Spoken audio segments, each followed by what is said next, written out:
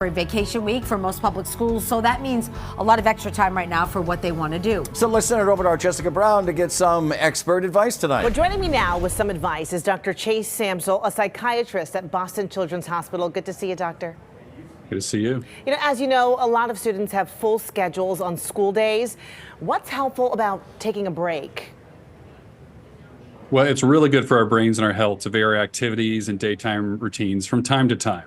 It's also really important for our kids to showcase that we can have clear and different expectations in different settings. So recognizing that when we have school, we should be invested in learning and leaning into that community. And when we have breaks, that we lean to other things like hobbies and self-care. It's also a great way for parents to model this to children too. So that means parents having to take a break also, showing it's normal and encouraged, as hard as it can be for us. If we can't set those boundaries and self-care, it's going to be hard for our kids to do that too. Balance, right? It's everything.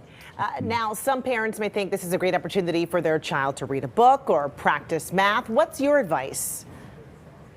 Yeah, some of that can be great, but I think there's a big caution to parents around overscheduling and micromanaging kids' time during breaks.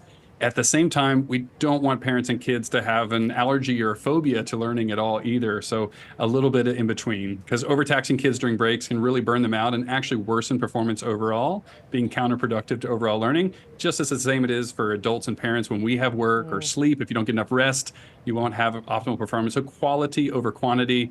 Having some new fun learning activities can be good. Going to museums and breaks, things like that. Some families say that they want to learn something new every day. And a great way to increase curiosity and learning is less of a task and more of a lifelong pursuit without being too far one way or the other. I like how you put that, a lifelong pursuit. Of course, older kids may be more interested in hanging out with friends than hanging out at home, right? So how much freedom should they get? That's right.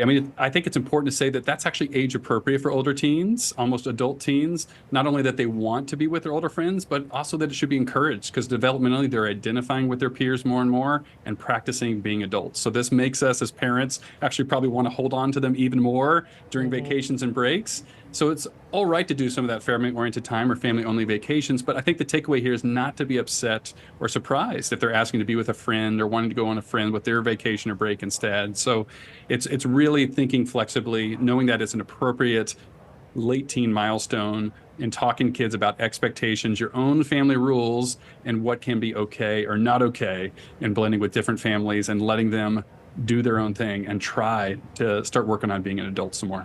Great advice, good insight, Dr. Samsel. Thank you so much. We always appreciate when you're here. Thank you.